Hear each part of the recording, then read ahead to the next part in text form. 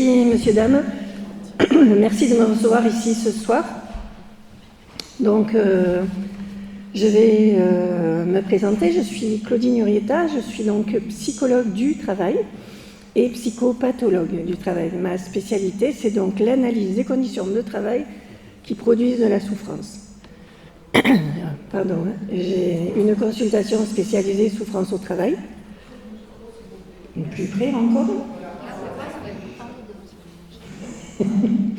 J'ai une consultation spécialisée souffrance au travail à Jurançon et un centre de formation, comme Christine l'a dit, qui s'appelle Formeti, c'est dans lequel je fais plein de choses en lien avec les risques psychosociaux. Christine m'a demandé d'intervenir ce soir sur l'écoute. Et donc, dans un premier temps, je vous ferai un petit point sur qu'est-ce que l'écoute. Est-ce que les gens qui sont écoutés sont entendus? Et donc, faire un peu cette différence-là. Et après, je viendrai professionnellement dire comment on s'y prend, nous, pour écouter et pour produire du sens et de l'action. Okay. Je ne m'attendais pas à être enregistrée. Pas l'habitude. Voilà comment ça va se passer donc notre soirée. Je vais essayer de présenter la différence entre l'écoute et être entendu. Pour une personne, c'est pas tout à fait la même chose. Dans un deuxième temps, je mettrai aussi au cœur, je sais qu'ici il y a des conseillers, il y a des personnes qui sont professionnels de l'écoute, des conseillers en insertion professionnelle, mais les métiers du psychosocial, médico-social aussi. Et donc, de voir la différence entre est-ce qu'on écoute à ce moment-là, à quel moment on écoute et à quel moment on entend. Il y a donc cette différence-là.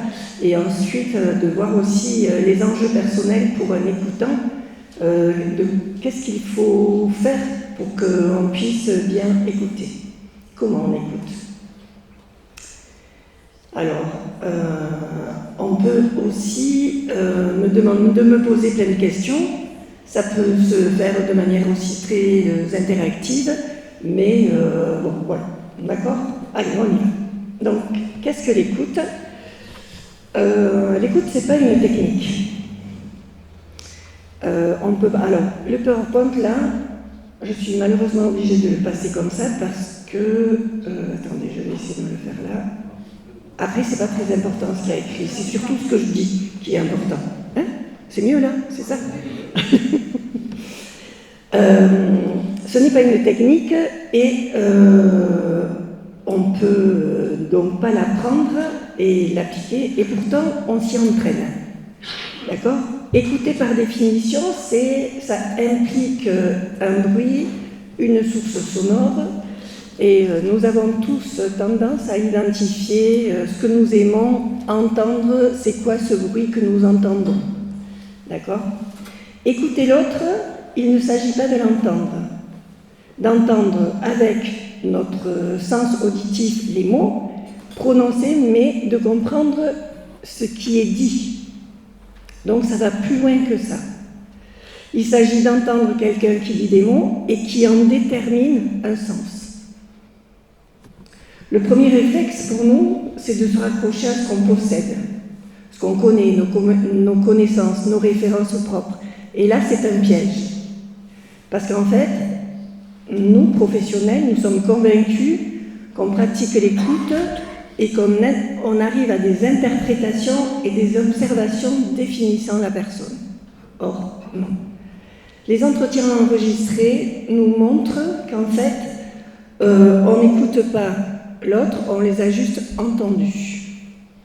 Et qu'en fait, on n'a pas eu accès à cette idée qui est l'autre et ce qu'il veut vraiment nous dire. Mais par contre, on est convaincu de répondre aux préoccupations et d'être passé complètement à côté de ce qu'il exprimait. D'accord? Donc là, il y a bien un biais. Pardon. Je ne sais pas s'il y a des professionnels de l'écoute ici ou des professionnels médico-sociaux ou des gens qui travaillent dans l'insertion professionnelle, mais on a cette tendance à interpréter des gens déjà et à savoir déjà ce que la personne va nous dire et à attendre quelque chose de ça. Or, c'est pas ça l'écoute. Alors, comment c'est possible ça de ne pas être à l'écoute? On nous a appris, on est convaincu qu'il faut être capable de décoder l'autre, de l'interpréter et d'interpréter le sens qui va vers ça. Dans cette intervention, cette forme d'écoute, l'attention est portée sur la compréhension de l'autre au détriment d'être à la portée sur l'autre. Le professionnel est préoccupé par sa propre recherche de compréhension pour être vraiment disponible à l'écoute de l'autre. On est préoccupé, il faut qu'on sait de toute façon ce que l'autre va nous dire. Et donc on attend qu'il nous dise quelque chose. Et donc à partir de ce moment-là, on n'est pas dans l'écoute. Nous ne sommes pas dans l'écoute. Donc pour écouter, il y a des exigences à l'écoute. La première, c'est une demande, ça demande une attention libre, une disponibilité à recevoir, à laisser venir à soi. Ça veut dire qu'en fait, il faut qu'on soit complètement disponible et se dire que l'autre, il va nous dire quelque chose, mais on ne sait pas, et on est capable, à un moment donné, de la recevoir, sans aller chercher qu'est-ce qu'il va nous dire, sans anticiper ce qu'il va pouvoir nous dire. Et donc, il faut faire silence dans sa pensée. Et si on veut écouter l'autre de manière à l'entendre, mais ce silence ne se fait pas si on cherche à interpréter ou à expliquer, à comprendre. Moi, j'avais une chef qui me disait, dans mes bilans de compétences, elle me disait, ne cherche pas à comprendre. Ce qui est important, c'est que ce soit lui qui comprenne. Ah. Nous entendrons peut-être ces mots, mais pas ce qu'elle exprime vraiment à travers ces mots. L'entretien dérivera vers une situation de questions-réponses où le professionnel cherchera à avancer, tandis que la personne écoutée répondra poliment aux questions, puisque c'est le professionnel qui sait. Les éléments les plus pertinents et les plus réels auront été ratés. Cela ne pose pas de problème si on est dans un entretien médical ou psychosocial où on a besoin de capitaliser ou d'identifier certains éléments de la vie des gens. Mais si, et à ce moment-là, on fait de l'entretien, on fait une consultation. Mais toutes les situations ne réclament pas non plus cette écoute.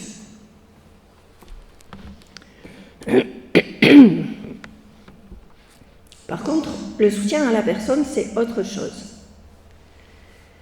Quand on veut soutenir quelqu'un, une personne, que ce soit dans le milieu social, pédagogique, médico-social, la relation humaine et la qualité d'écoute sont des données fondamentales.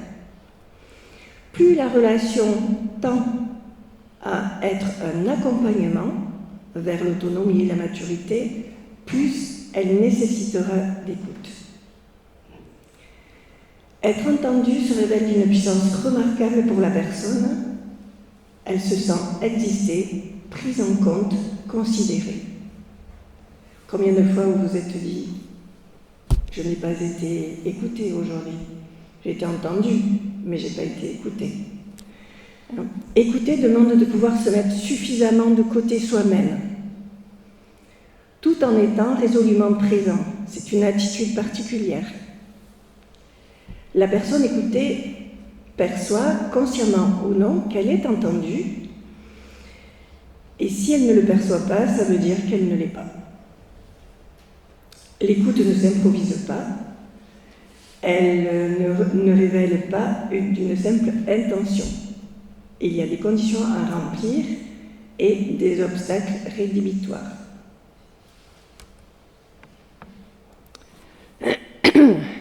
Les obstacles à l'écoute. Ne pas donner sa pleine valeur à l'écoute, ne la voir que comme quelque chose de partiel, ne sera pas porteur de résultats. L'écoute est alors considérée comme un outil de travail et apporter son intention sur d'autres démarches. Tenter l'écoute demande de laisser de côté le désir ou l'attente d'aider. C'est nous qui tenons le fil de ce qui va se passer. Les professionnels sont dans l'impression, ils sont tenus de savoir qu'ils doivent être capables de comprendre et d'interpréter. Il en résulte une impression de se sentir en charge d'eux. Tenter de répondre à ces attentes intérieures et extérieures, c'est une cause importante de la fatigue et du burn-out. On en parlera tout à l'heure du burn-out. La nécessité de savoir éloigne de la ressource qu'est l'écoute et empêche d'accéder au savoir de l'autre. Devenir disponible à écouter, c'est accepter de se laisser entraîner dans le monde de l'autre qui n'est pas le sien et dont nous ne possédons pas les clés. Ça peut être anxiogène parfois. L'écoute et au contraire de l'entretien demande de se laisser guider par l'autre. On ne mène pas, l'écoute, c'est elle qui nous mène.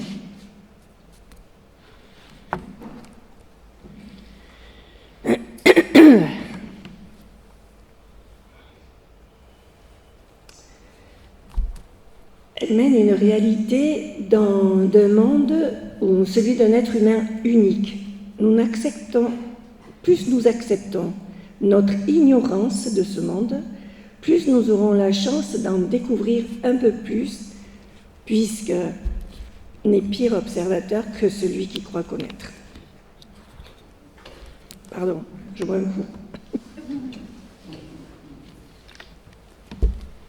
Pardon. Le professionnel connaît le contenu général de l'entretien. Il dispose de questions à lui poser qui lui permettront de récolter les informations dont il aura besoin. Il ne peut pas préparer un moment d'écoute dont il ne connaît pas le contenu à l'avance. Il peut s'y préparer seulement. Avant d'ouvrir à l'autre, il convient de s'être occupé de soi. Avant d'être disponible à l'autre, il s'agira de trouver les moyens de se libérer de ses craintes, de ses peurs, des tensions, de trop forts désirs d'y arriver. L'écoute relève plus d'une capacité humaine, plus que d'une technique. L'écoute ne préexiste jamais. Elle repose sur la personne qui la pratique et sur sa propre aptitude à la pratiquer. C'est elle qui en fera la qualité. Il est capital de s'y entraîner. L'écoute n'est pas un outil qui s'acquiert, il faut devenir soi-même l'outil de l'écoute.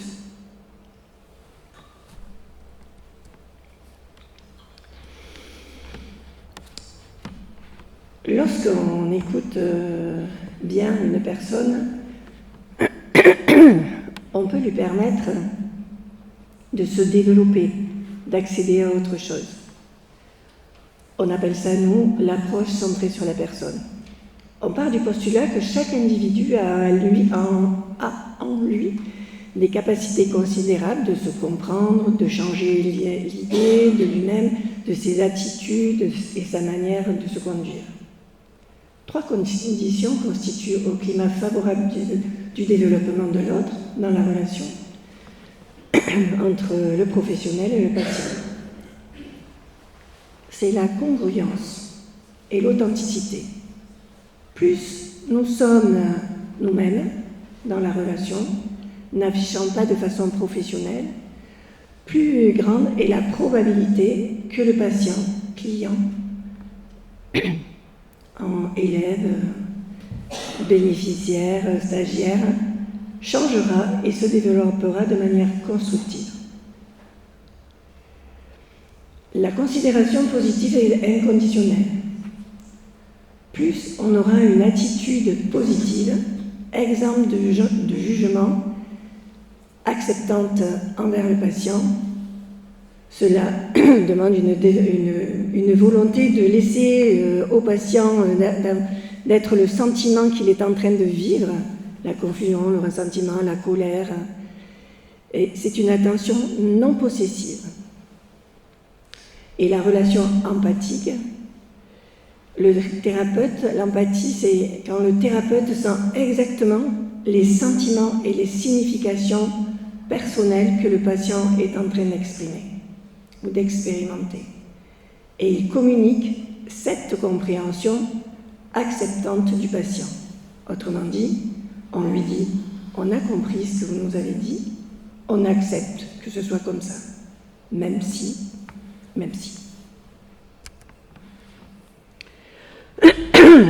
Les effets sur la personne, on a des éléments de preuve là-dessus. Lorsque les conditions facilitatrices sont présentes, les changements interviennent vraiment. L'approche centrée sur la personne repose sur une confiance de base de la personne. La confiance en la personne, mieux un individu est compris et accepté, plus il a tendance à abandonner ses propres défenses dont il a usé pour affronter la vie et s'engager dans une voie de progression. Le non-jugement. Plus on arrive à maintenir une relation exempte de jugement et d'évaluation, plus cela permettrait à l'autre d'atteindre un point où il reconnaîtrait que le lieu de l'évaluation, le centre de la responsabilité, réside en lui-même. L'effet de l'empathie.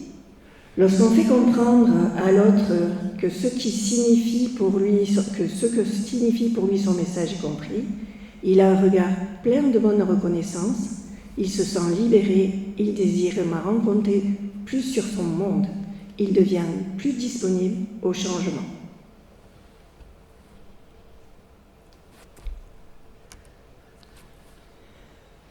Voilà un peu ce qu'on peut dire sur la posture de l'écoute, la différence entre être écouté et être entendu. Alors, nous, dans notre pratique, on a deux pratiques différentes. On a la pratique de la consultation souffrance et travail.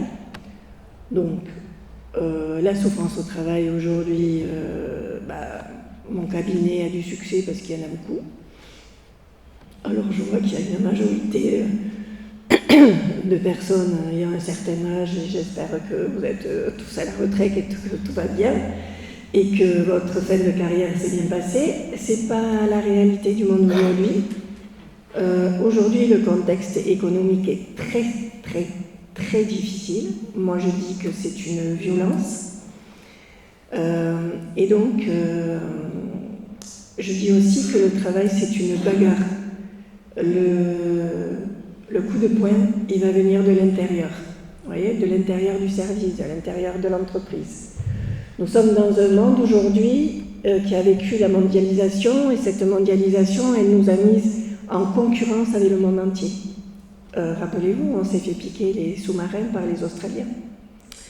Et donc, du coup, le contexte économique, il est devenu de plus en plus tendu, avec un flux de plus en plus tendu, et donc on a les gens au 440, il y a des gens qui, ici au 440, les gens au 440 qui attendent d'avoir leurs sous et qui font retomber la pression sur toutes les strates de la hiérarchie, et c'est ceux qui font le travail réel, c'est ceux qui produisent, qui sont dans la production, qui souffrent de ces situations. Donc aujourd'hui, notre consultation souffrance au travail, elle a pour objet, dans un premier temps, d'amener la personne à prendre conscience des mécanismes dans lesquels elle est prise en jeu dans cette souffrance au travail. Qu'est-ce qui se passe vraiment? Comment ça fonctionne vraiment? Et donc, dans cette première partie qui est ce moment-là, on fait vraiment un moment d'écoute où là, on laisse la personne nous raconter ce qu'elle a à nous raconter. Il n'y a pas de jugement. On lui montre que quand même, parce qu'il y en a besoin, quand ils viennent chez nous, ils sont au fond du seau. Quand le seau, il n'est pas troué. Ils sont en dépression, et donc c'est compliqué pour eux. Donc l'idée, c'est de vraiment leur permettre de prendre conscience de ce qui s'est passé. Et cette écoute-là, c'est justement ce que nous venons de voir, cette partie-là. Mais on peut pas, dans toutes nos consultations, ne faire que de l'écoute. Il y a un moment où on devient technicien aussi. Et donc, quand on est technicien ou expert, hein, alors on va amener des informations. D'accord? Donc, on va écouter, on va laisser la personne nous raconter ce qu'elle veut, on va se laisser porter. Bon, d'abord, la première chose, c'est que nous ne la connaissons pas et nous ne savons pas ce qu'elle va nous dire. Même si on a un peu une idée de ce qu'est cette souffrance.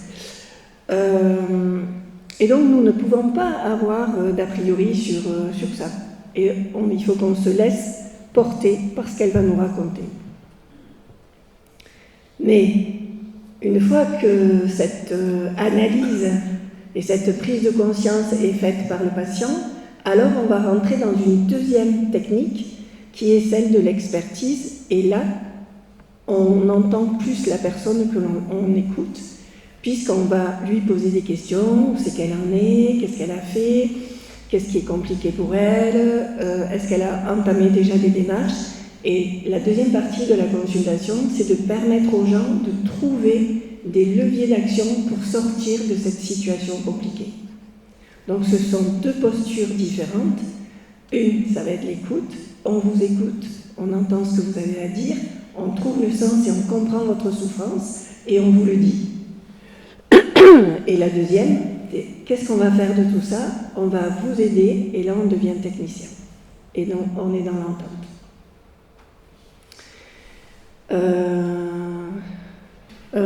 Construire une alliance de travail, l'écoute contribue à ça.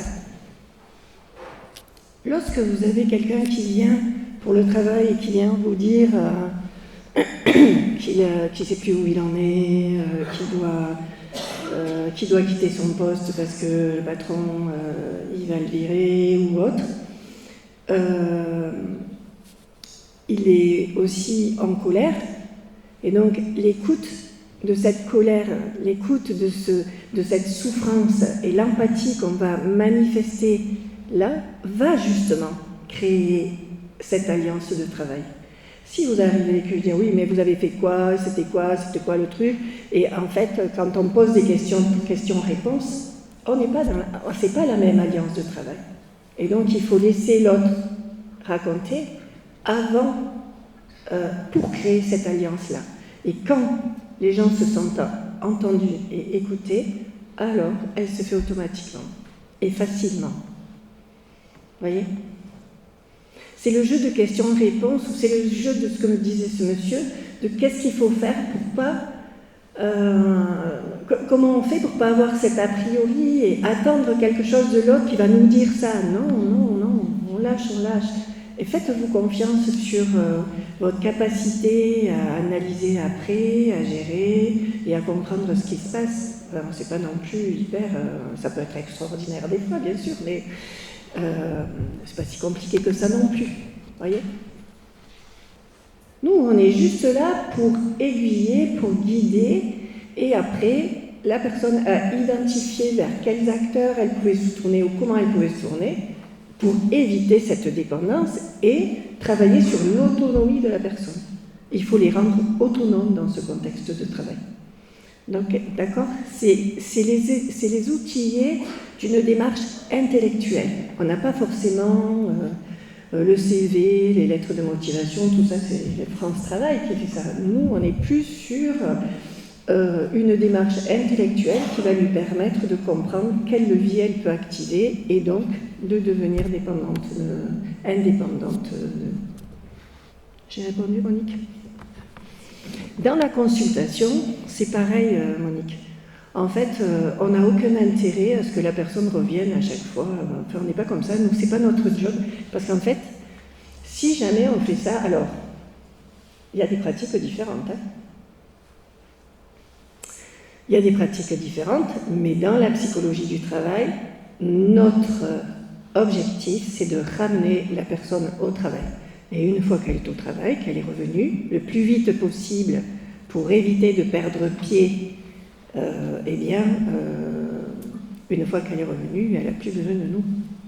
Voilà, elle sait se débrouiller toute seule. Quand les personnes ne sont pas outillées, quand je dis ne sont pas outillées ou ne sont pas dotées de compétences pour rebondir, parce qu'il faut absolument changer de métier, parce que la santé aussi. Hein, on a des gens qui viennent nous voir, qui ont eu un accident, il a fallu changer de métier, alors on va leur permettre de faire un bilan de compétences, ce qui va les amener à trouver une autre issue et un autre projet, et à rebondir. Ça veut dire quand même qu'il faut détecter assez tôt si la personne a une fragilité ou une pathologie. Christine, Monique ici, s'il te plaît. Monique, lève-toi et parle fort.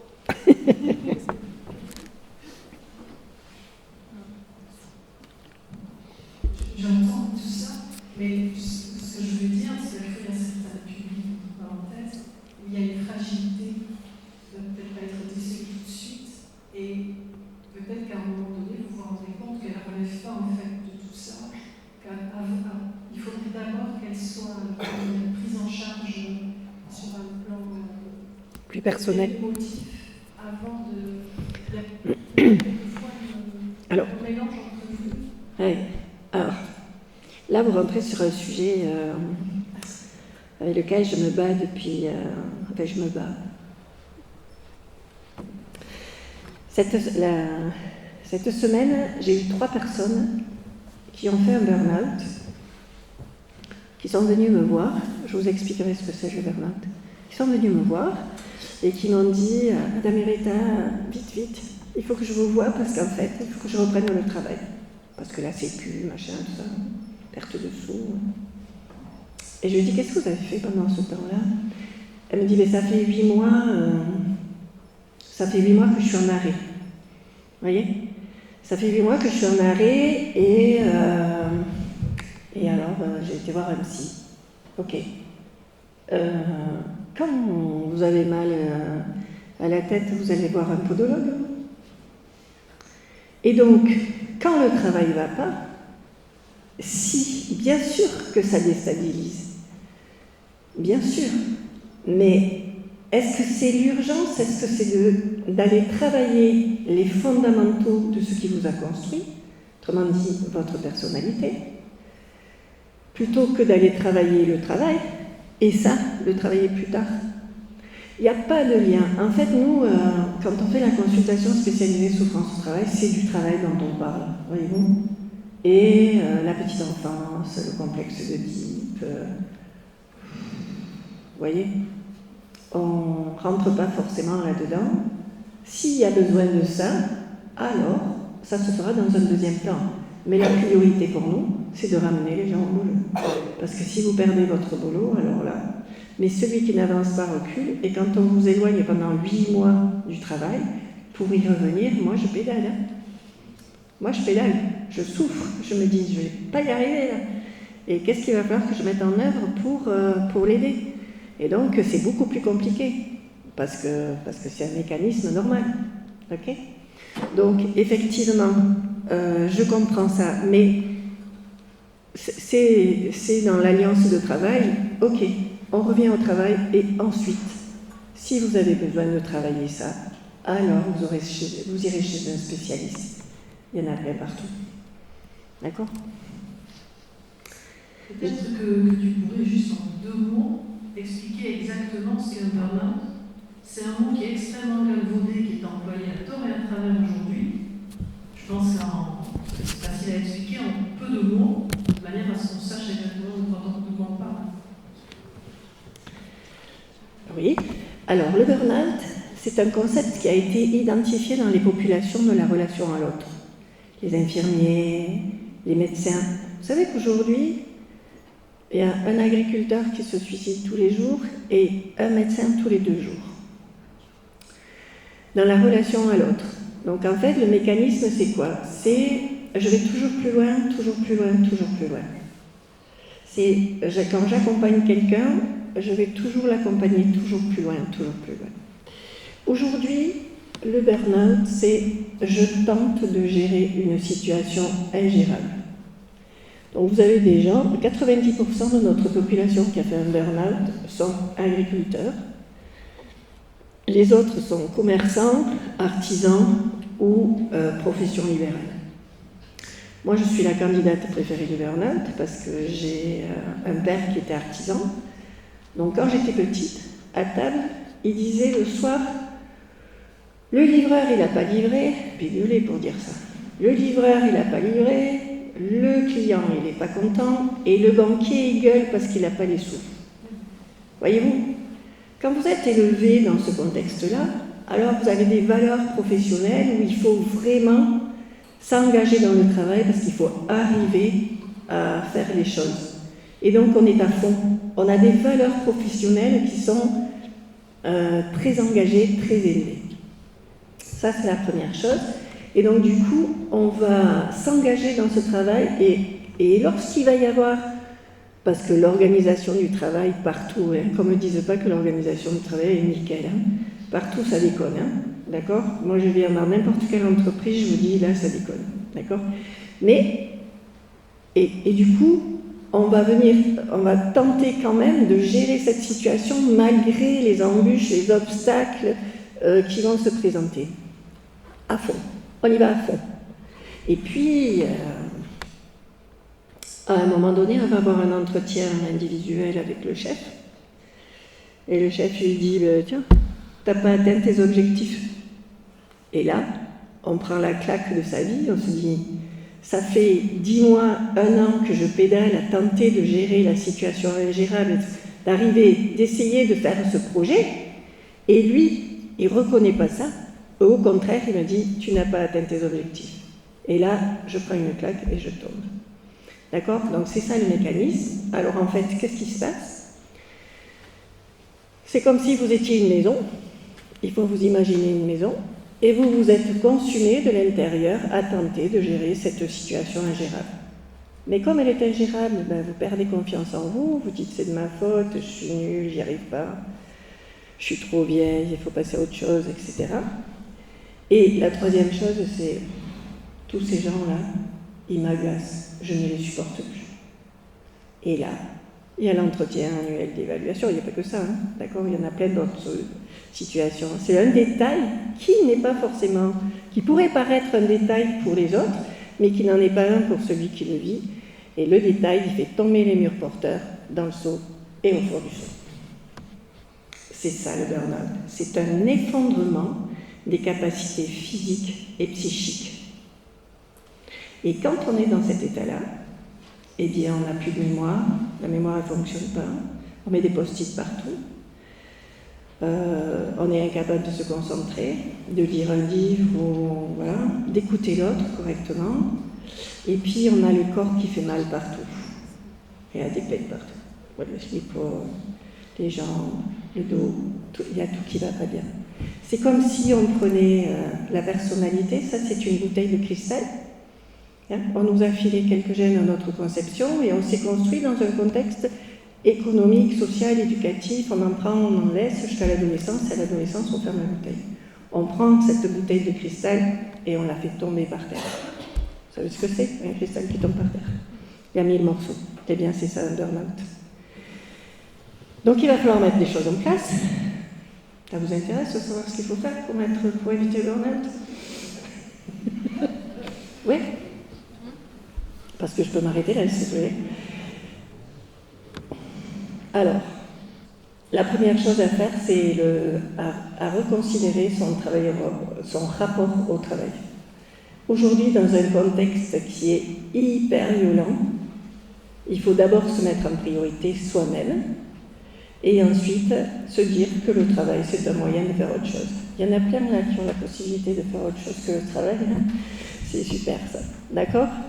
Le travail, c'est un moyen de faire autre chose, effectivement. Tenter de résoudre des choses, des situations et des problèmes dont vous n'êtes absolument pas la cause et qui sont organisationnels, voire contextuels et liés au monde du travail et au contexte économique, c'est perdu, quoi. C'est pas la peine, hein. D'accord? Donc ça, c'est la première chose. Et modifier ses comportements. Donc moi, aujourd'hui, dans mes comportements professionnels, alors j'ai un autre rapport au travail, hein, c'est-à-dire que normalement, ce soir, là, je regarde la Star Academy, vous voyez. Et donc quand je rentre, je m'occupe de mes petits-enfants, puis je fais du vélo aussi. Hein. Ça m'arrive de passer par-dessus aussi parce que je ne réfléchis pas. Donc, en fait, il faut s'occuper d'autre chose. Hein. Et la vraie vie, elle est ailleurs. C'est la vie perso, d'accord, qui compte. Le problème, c'est qu'on s'est surinvesti dans le travail. Quand on fait un burn-out, hein, il y a deux façons de se réaliser dans la vie. Il y a l'amour et le travail. Et quand on n'a pas l'un, on se surinvestit dans l'autre, et quand on n'a pas l'autre, on se surinvestit dans l'un. Et tout l'art, mais ça on y arrive quand tu es un peu vieux, et tout l'art, c'est de trouver l'équilibre entre les deux. D'accord? Donc ça, c'est la première chose. La deuxième chose, c'est le maçon, il ne fait jamais de burn-out, pour 3 raisons. La première, il décharge physiquement. La deuxième, il voit le résultat de son travail. Et la troisième, il nettoie son activité, son matériel, sa gamate et sa truelle, parce que sinon il peut les jeter le lendemain. Les gens qui font un burn-out ont une activité qui est exclusivement intellectuelle, comme la mienne. Moi, ma position, c'est celle-là toute la journée. Voyez-vous? Je fais un peu de gras. Et donc, l'idée, c'est de vider son activité psychique, c'est de la nettoyer.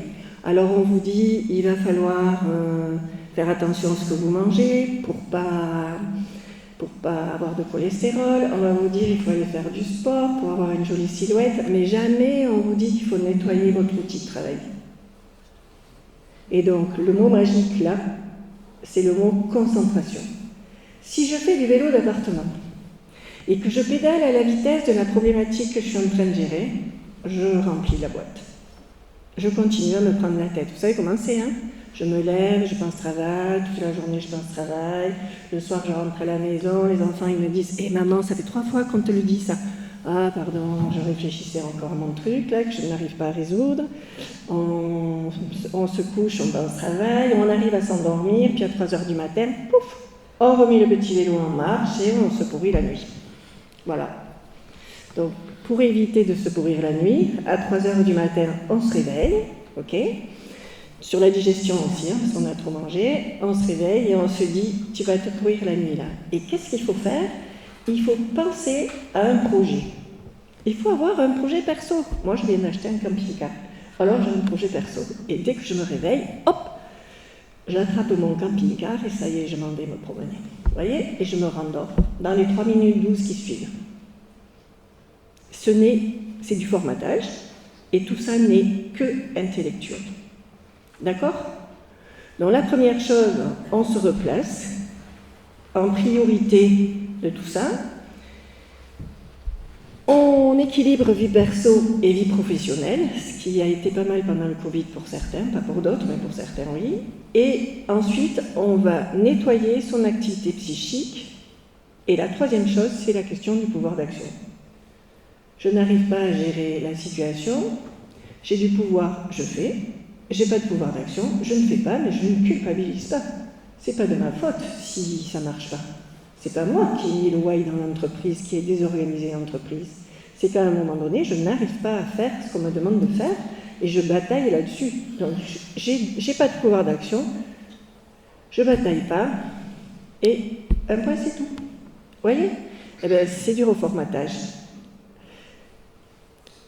Moi, mon père, il avait plus les 30 glorieuses et tout ça, mais mon rapport professionnel, mon rapport au travail, je l'ai hérité de manière intergénérationnelle là, mais j'ai pris 2 fois le mur. Il a fallu que je prenne 2 fois pour comprendre. C'est pour ça que je peux vous l'expliquer comme ça aujourd'hui et vous dire ce qu'il ne faut pas faire. Ok? Parce que tellement engagé que il faut absolument y arriver. Ok? Et donc là, non, c'est fini. Le contexte, il a changé. Avec cette mondialisation 90-2000, là, c'est devenu de la folie. Donc, il faut penser à soi aussi. Et pour arriver à la retraite en bonne santé, il faut commencer à reconsidérer tout ça assez tôt. Voyez-vous? Il y avait une question ici. Des remarques, des questions?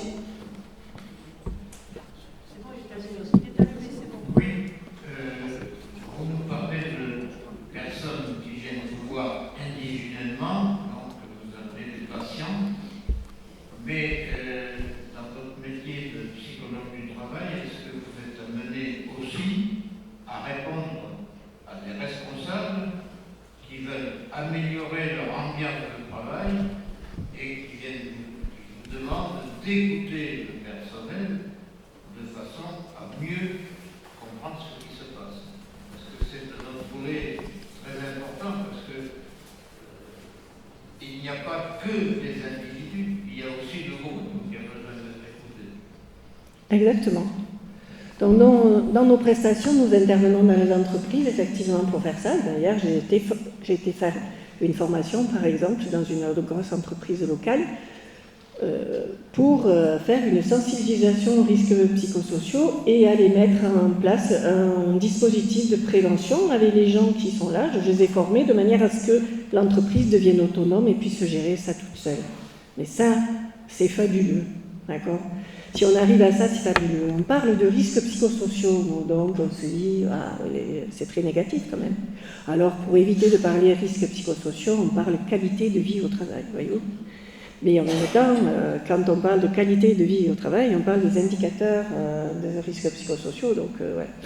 Moi, je demande que ça, d'aller dans les entreprises, parce que bien sûr, les gens qui viennent nous voir, on leur donne les clés pour elles-mêmes, mais on n'a pas le point de vue de l'entreprise et on ne sait pas trop ce qui s'y passe d'ailleurs.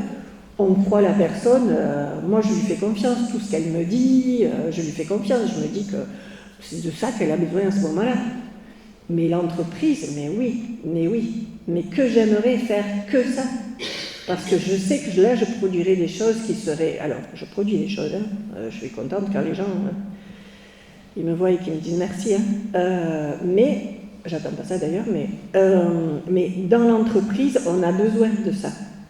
On a besoin... Et alors, en fait, l'idéal, pour moi, c'est de former... Vous avez une entreprise, monsieur ? J'ai été longtemps responsable d'entreprise et j'étais 15 ans consultant pour améliorer les fonctionnements d'entreprise. Ah. Et je sais d'expérience qu'il faut d'abord écouter le personnel quand on veut améliorer le fonctionnement de l'entreprise. C'est ça, pour le changement par exemple. Mais pour ça, dans votre cas, il faut que ce soit le responsable qui fasse appel à vous. Ouais. Voilà. Oui, parce que... C'est ça qui est intéressant. Ah oui, parce que il faut nous payer quand même. Il faut nous payer quand même. Alors, on a des partenariats avec la médecine du travail, qui nous demande de faire des interventions. Mais en règle générale, c'est plutôt l'entreprise qui nous paye. Mais l'idéal, c'est ça, c'est de former les gens en interne pour créer eux-mêmes un copil et puis pour être capables eux-mêmes d'identifier, de gérer les risques psychosociaux. C'est ça, le truc. J'aimerais trop que ça se passe comme ça. C'est un peu long à venir. Je serai à la retraite qu'il n'y aura toujours pas... Mais bon, ça vient. D'autres questions? Des remarques? Oui, vous avez parlé de l'écoute, qui est nécessairement un dialogue, même s'il y a une contrainte de disponibilité, de bienveillance, mais on écoute ce que dit votre patient, et dans cette écoute, quelle est la part de discernement que vous-même mettez pour voir l'authenticité et la réalité de ce qui vous est dit? Pour dire la vérité, je m'en fiche, voyez-vous, de ça. Moi, j'ai quelqu'un qui n'est pas bien. Ce que je veux, c'est quand il sort de mon cabinet, il ait compris, lui, ce qui se passait. Et donc, c'est peut-être dans la prise de conscience que lui... dans la prise de conscience de ce qu'on va... dans l'analyse de l'organisation avec lequel on va travailler, là, cette analyse de l'organisation qui va permettre à l'autre de prendre conscience de la situation dans laquelle il est. Et c'est lui qui va dire, finalement, tout ça, j'en suis un peu le responsable ou pas. Voyez-vous? Et c'est comme ça que ça se passe. Moi, j'ai pas... C'est lui qui prend conscience de ça. C'est pas moi qui lui dis, ben là, vous voyez, vous avez déconné là. Vous dites ça à votre collègue, forcément c'est votre faute. Voyez-vous, ça marche pas ça. Ok. D'accord, parce que la souffrance qu'on émet à un moment donné, c'est une souffrance immédiate. Mais quelle est la cause, l'origine de cette souffrance? Et cette origine-là, qui est peut-être la cause réelle de la souffrance, il faudra bien qu'il y ait, à un moment ou à un autre, que l'interrogateur discerne si ce qu'on vous dit, c'est la totalité de la souffrance, ou si il faut remonter sur une souffrance avant. Oui, c'est ce que disait Monique tout à l'heure. Est-ce que où c'est que ça commence et où c'est que ça se termine? Oui. Nous, on est là pour analyser le travail et dire la problématique du travail, c'est celle-là. Après, oui, bien sûr qu'il peut y avoir des problèmes. Alors, les causes, elles sont, encore une fois, pour moi, organisationnelles. Et ensuite, on a affaire à des personnalités. Les personnalités qui viennent chez moi sont des personnalités... On n'a pas, vous savez, ceux qui sont un peu forts, là, un peu costauds, qui la ramènent facilement et qui mettent les uns et les autres à mal. Ceux-là, on ne les a pas, ils ne viennent pas chez nous parce que ceux-là, ils savent tout sur tout, ils ont tout fait. Et ce sont les meilleurs, dans tous les cas. Donc ceux-là, ce n'est pas ceux-là qui viennent, c'est ceux qui sont très très mal. Et donc, on va les aider à aller mieux. Voilà. Et à leur faire prendre conscience qu'il y a des gens... Il y a de tout pour faire un monde. Voilà. Est-ce que c'est bon?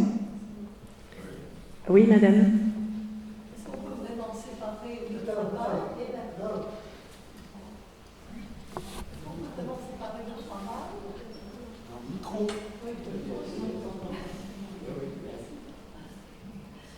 Oui, vous dites que tout est lié au travail, mais est-ce qu'on peut vraiment séparer, dans juste une personne, le travail et puis la vie extérieure, la vie familiale, les loisirs, etc. Plein de choses qui font que pas bien au travail, parce que peut-être qu'il y a un problème quand même oui. autre. Eh bien justement, regardez, c'est le schéma d'ici là. Voyez? Donc, voyons, est-ce que je peux me déplacer avec ça là ou pas? Normalement, oui. Oui, oui. Attention de pas faire. Non, je vais... Si, vous pouvez. avec le fil, il est assez long pour aller là-bas? Attendez. Donnez-moi le micro. Sinon, tu prends celui-là, Claudine. Ça va aller. Prends celui-là, regarde. On va y Pas de arriver. fil. Regarde. Tu vas avoir une question. Ça va là? Oui. Ça, c'est l'individu. Bon, il a travaillé avec ses collègues, il partage des règles formelles, le règlement intérieur, les protocoles, les procédures, tout ce qui est écrit. Les procédures. Les règles informelles, on les fait, on les refait. Ce sont celles que l'on décide quand on est à la salle de café ou à la photocopieuse. Les règles techniques, on a tous notre propre technique. Les règles langagières, on a tous notre propre langage. Et les règles éthiques et de morale. Et on travaille dans un contexte dans lequel on a des pressions. Management, l'organisation, les changements de logiciels, etc., etc. Et donc, à un moment donné, tout ça, ça va venir amener, ces pressions-là vont venir amener à transgresser les règles. S'il y a des managers ici, je vous invite à analyser les règles. Et tout ça, ça agit sur la personnalité. Donc la personnalité, je vous l'ai dit tout à l'heure, c'est un beau cristal. Et à un moment donné, le cristal, il fait ouh, et donc il va chez le médecin dit qu'il faut le voir aussi. Et donc, deux choses vont venir amplifier cette déstabilisation, les problèmes de santé et les difficultés de la vie hors travail. Et tout ça, ça tourne en boucle, pour répondre à votre question, madame. D'accord? Ça, c'est dans l'activité psychique et ça ne peut pas se dissocier. Si j'ai fait une erreur dans mon travail, qu'en plus, en ce moment, je ne suis pas très très bien parce que j'ai mal au pied et et que pendant que je suis avec vous, mon mari est en train de s'éclater ailleurs, alors tout ça c'est dans mon activité psychique et je vais avoir un petit peu de mal à me séparer de l'un de l'autre.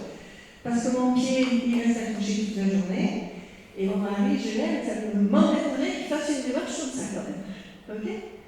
Et tout ça, ça tourne en boucle. Ça produit de la souffrance au travail. Donc on a du stress, on a les violences, on a l'épuisement, la charge mentale et la peur. Et le trouble post-traumatique. J'ai oublié. Et il y a deux choses qui vont venir temporiser tout ça. Le soutien social, mes collègues, ma famille, ma famille elle est plutôt là, mes collègues, l'équipe de rugby du dimanche, l'équipe de handball pour les nanas, voilà. Et la participation aux décisions qui me concernent. Si à un moment donné, on me dit, Claudine, là tu travailles à Pau, là, à partir de la semaine prochaine, tu pars travailler à Bayonne, ça va me poser problème, d'accord?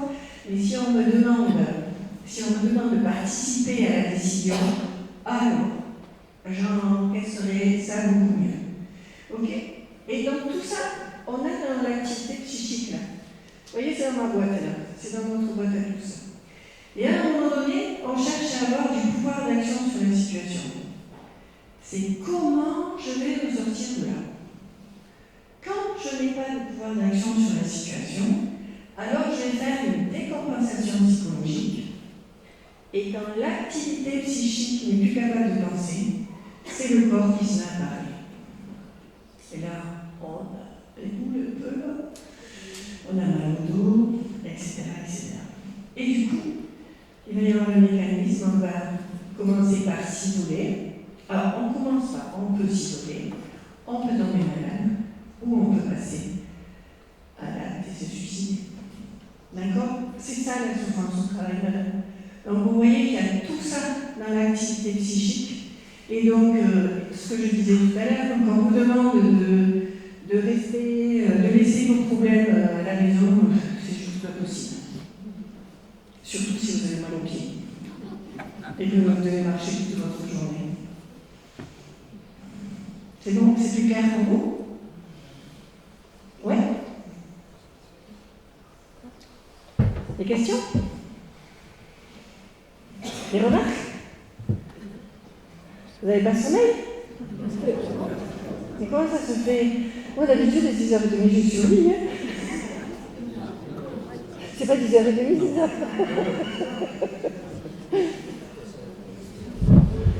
En boucle? Est-ce qu'il y a d'autres questions? Est-ce que vous avez envie ou besoin d'approfondir certaines choses qui ont été dites? Puisque vous l'avez sous la main, profitez-en. Je comprends qu'il faut prendre du recul par rapport au travail. Pardon, madame, j'entends pas ce que vous me dites. Je comprends qu'il faut prendre du recul par rapport au travail, mais le problème c'est que si on prend du recul, on s'investit moins et du coup on s'ennuie encore plus au boulot. Donc c'est... Vous voyez, on comprend pas. Alors j'ai pas tout compris. Si on prend du recul. Non, si on prend du recul dans son travail, on s'investit un peu moins, je pense. Et si on s'investit moins, on s'ennuie un peu plus. Et du coup, ça amène aussi la situation du bord à l'autre. Oui, pourquoi pas. Oui, ça le fait aussi. Mais en fait, l'idée, c'est prendre du recul, c'est une chose, c'est surtout se préserver, se protéger. C'est se rappeler quand même que le travail, c'est une violence et c'est une bagarre. Et je sais pas, on peut faire le pari ici de savoir qui c'est qui a pris un marron dans l'entreprise. Quand je dis un coup de poing, c'est une claque, quoi. Moi, j'ai prise 2 fois, donc j'imagine que je suis pas toute seule parce que ça m'embêterait. Ben voilà, c'est ça, quoi. Il faut éviter ça parce que c'est ça qui fait tomber, en fait. Parce que selon la force de celui qui la donne, ça peut faire mal, très mal, et pas se relever. Et en plus, on va devoir travailler beaucoup plus tard, sauf peut-être. Après, on assiste simplement, enfin moi, en termes de témoignage, on assiste quand même à une modification complète du rapport au travail aujourd'hui.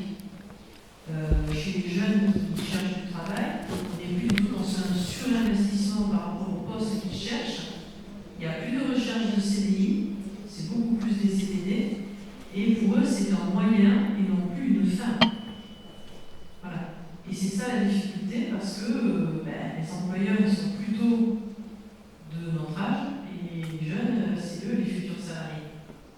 Il y a vraiment une évolution par rapport au positionnement sur le monde du travail, simplement. Et c'est pas une question de fainéantise, ça n'a rien à voir.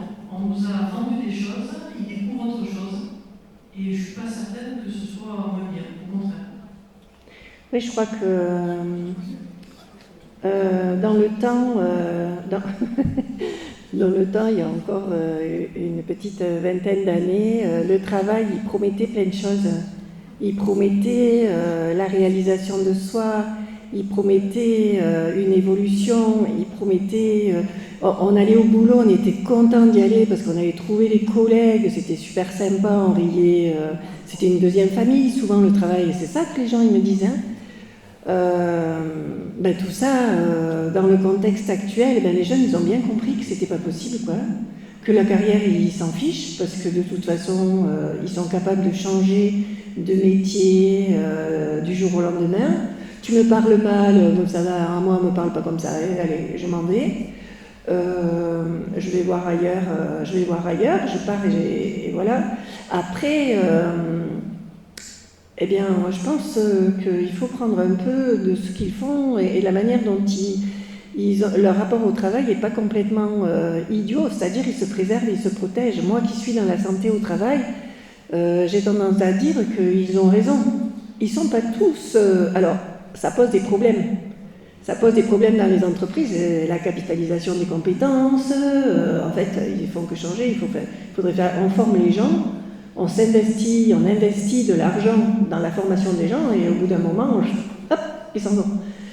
Il va falloir apprendre à vivre comme ça, mais en ayant un rapport qui dit que moi, le soir, je veux récupérer mes enfants, je veux pouvoir aller les chercher à l'école, manger avec eux et avoir une vie de famille, ils n'ont pas si tort que ça. Peut-être ils vivront plus vieux que nous. Ceci dit, ils travaillent aussi très très bien, ces jeunes. Quand ils y sont, ils y sont. Mais c'est 8h midi, 13h, 17h, là, et à 17h, ils partent. Ils ont raison. Et après, c'est aussi, qu'est-ce que nous, on a raconté sur notre travail qui amène ces jeunes à vouloir aujourd'hui lever le pied. Quand vous avez un carreleur qui rentre le soir, il est complètement cassé de partout parce que mal au genou, mal partout parce qu'il s'est plié en 4 toute la journée, qu'est-ce qu'il raconte à la maison quand il rentre le soir? C'est super mon boulot. Ça m'étonnerait, hein? Ça m'étonnerait, hein? Et donc les enfants, ils entendent quoi? Ils entendent la souffrance des parents et ils disent « mais moi je ne veux surtout pas faire ça. » Ah pas ou quoi? Qu'est-ce qu'on leur raconte? Vous voyez, pour qu'aujourd'hui aussi, ils passent comme ça. Moi, j'ai 2 exemples à la maison. J'ai un fils, il est comme moi, candidat préféré du burn-out.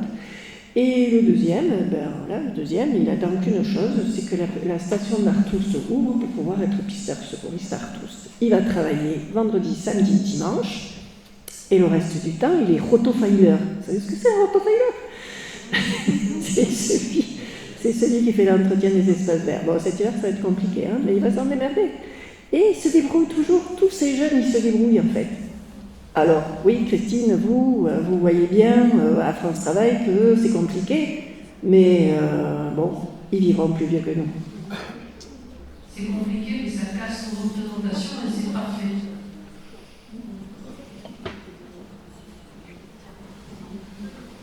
On va arrêter là, non?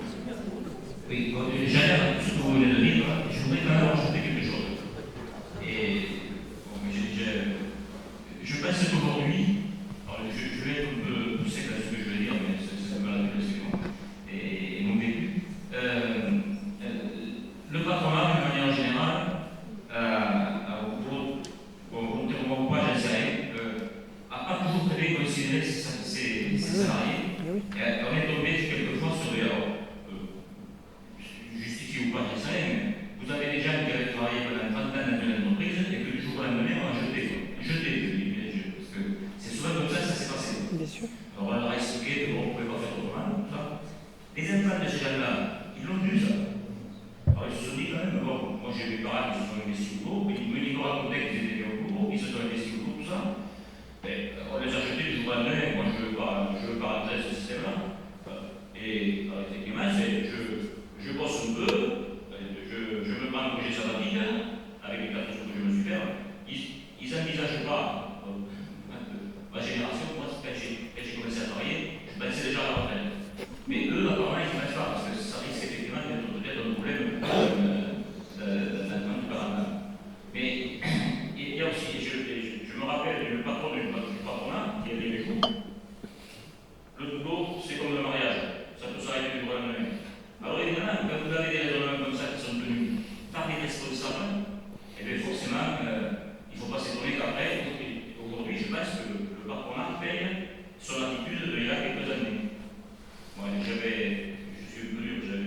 je partage.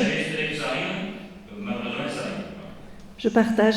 Moi, aujourd'hui, dans ma consultation, j'ai des personnes qui viennent, ils ont tous plus de 45 ans. Plus. Et en l'occurrence, plus aujourd'hui, ceux qui ont entre 55 et 64, vous voyez, qui sont cassés physiquement, que l'on a virés, comme des moins que rien, après 30 ou 40 ans de bon an et loyaux service. Et donc, là, c'est compliqué. Alors, effectivement, les enfants, ils ont entendu tout ça. Mais c'est hyper compliqué pour ces gens-là. C'est une violence extrême. Que faire d'une personne qui a...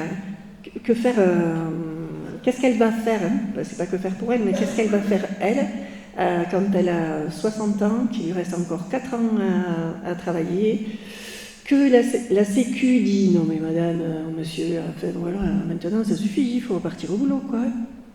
Qui coupe les IJ. Comment ils font ces gens-là? C'est quoi le truc? Vous voyez? C'est d'une violence, c'est ça, et c'est ça ce qu'on vit en ce moment. Depuis la réforme de la retraite, hein, parce que les gens avant ils se disaient bon allez, dans 2 ans je pars. Bon, allez, je vais tenir, à rajouter 2 ans de plus, et là, c'est compliqué, quoi. Voilà. Et ça, j'en ai beaucoup dans ces cas-là.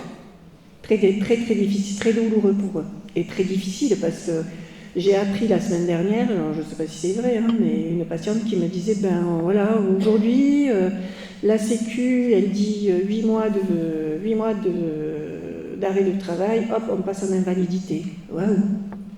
Quand vous avez 60 ans, vous êtes peut-être content, mais quand vous en avez 45, ça devient compliqué quand même. Hein, ok, à avaler déjà. Alors peut-être que stratégiquement ça vaut le coup, mais... Et donc on travaille tout ça, vous voyez, dans la consultation. On travaille tout ça, parce que ça c'est dur. Et donc on met en place des stratégies, des relations avec la CARSAT et tout ce monde-là, quoi. Bon, on va au lit ? Une petite question. Est-ce qu'il y a des études qui peuvent montrer quelle catégorie socio-professionnelle vont en consultation? Alors,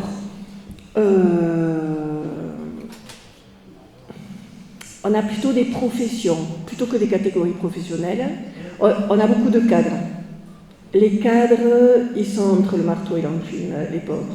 Et c'est les pires, en souffrance. Ils ont la direction qui leur dit « il faut atteindre cet objectif-là ». Et le terrain qui dit « on n'y arrivera pas ». Et eux, ils sont au milieu et ils prennent tout dans la figure, vous voyez.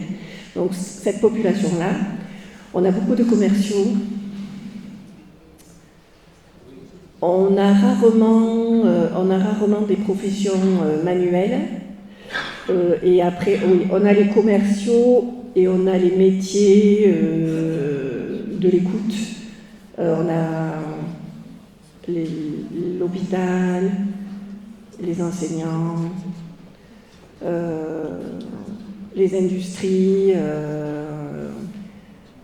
Ouais, voilà, c'est ça. En l'occurrence, c'est ça. Mais il y a, en termes de catégories socio-professionnelles, oui, on a des chefs d'entreprise. Moi, j'aime beaucoup travailler avec des chefs d'entreprise. Les chefs d'entreprise, ils se mettent dans le burn-out très très vite. Hein. Ils sont très très forts. Et donc les aider à tenir la route pour arriver au bout. Aujourd'hui, c'est violent. Je vous ai raconté, moi, ma situation de travail. Hein. Je pourrais être facilement dans le burn-out, mais j'ai acheté un camping-car. Alors, je vis dans ma boîte.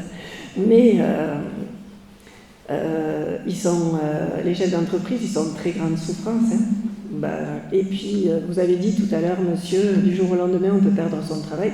C'est très vrai, et tout ça depuis 20 ans. Hein. Moi, quand il y a 20 ans, je faisais de l'insertion professionnelle, je disais aux gens, vous avez le train qui passe là, vous avez intérêt de monter dedans, hein, parce que si vous ne montez pas dedans, vous allez rester sur le quai de la gare. Hein. Et quand Macron il a monté les marches de l'Élysée 4 à 4, j'ai dit, oulala, c'est plus la Micheline qui va nous amener de Port-Roland, hein, c'est le TGV qui nous a amené directement à Paris. Hein. Donc là, on a pris une claque quand même. Hein. On a pris une claque. Donc effectivement, alors la Covid a montré que du jour au lendemain, on pouvait perdre son travail. Et du coup, ça change un peu, parce qu'il y en a plein qui ont perdu leur boulot pendant ce temps-là. Et donc, ils ont pris conscience qu'on pouvait perdre ce travail. Mais jusqu'à maintenant, c'était pas dans l'air du temps. Hein. C'était pas dans l'air du temps. Mais aujourd'hui, c'est très vrai. Aujourd'hui, vous existez, demain, vous n'existez pas, hein, au niveau du travail. C'est pas très réjouissant, hein. On pourrait partir sur quelque chose de plus sympa. En fait, ce qui s'est passé avec la mondialisation, c'est que jusqu'à maintenant, vous avez fait peut-être partie de ça aussi, jusqu'à maintenant, quand on devenait chef dans une entreprise, on avait gravi les échelons, on savait de quoi on parlait, on connaissait l'activité et donc on pouvait on savait de quoi on parlait, donc on pouvait la gérer. Aujourd'hui, c'est plus tout à fait vrai. Avec la mondialisation, pour arriver à gérer ça, et cette concurrence avec le monde entier, il a fallu mettre à la tête des organisations des chefs d'entreprise qui étaient des gestionnaire. On a ça à l'hôpital, par exemple. On a un gestionnaire et un technicien médical. Voilà.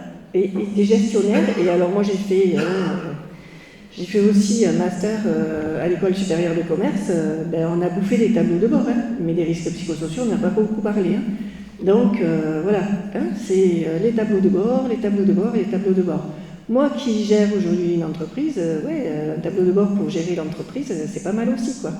Voilà, et donc il faut être... et donc on a mis à cette tête-là des gens qui ne sont pas du métier, qui sont des gestionnaires, et donc qui agissent ce sur quoi ils ont du pouvoir d'agir, autrement dit, le RH par exemple. Un chef qui ne sait pas ce que fait son équipe, pour montrer qu'il est chef, il va agir sur les congés, sur la paye, les heures sup, etc., sur le RH, et non pas sur la technique, parce que sur la technique, il n'est pas capable d'y répondre. Donc ça, c'est ce que remontent les gens de terrain. Ils ont du mal à accepter que leur chef, il ne sache pas de quoi il parle. Et donc, ils ne se sentent pas écoutés et entendus. On va clore ? Ça va ? Ouais ? Vous voulez qu'on chante un truc ?